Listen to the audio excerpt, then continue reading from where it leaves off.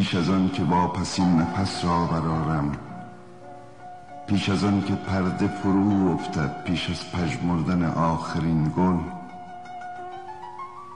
برانم که زندگی کنم، برانم که عشق بورزم، برانم که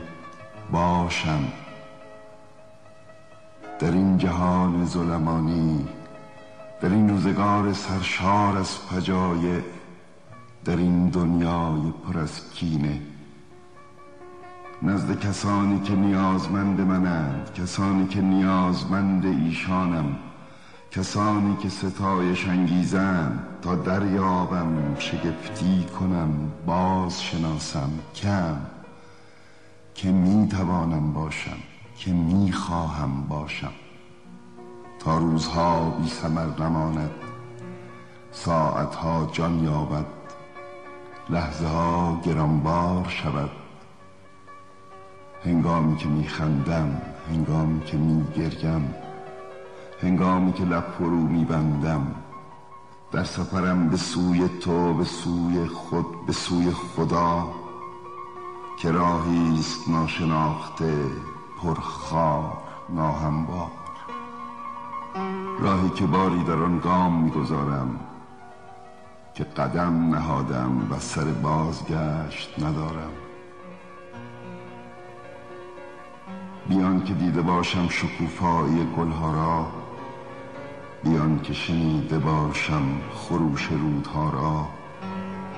بیان که به شگفت درآیم از زیبایی حیات. اکنون مرگ میتواند فراز آید، اکنون میتوانم به راه افتم،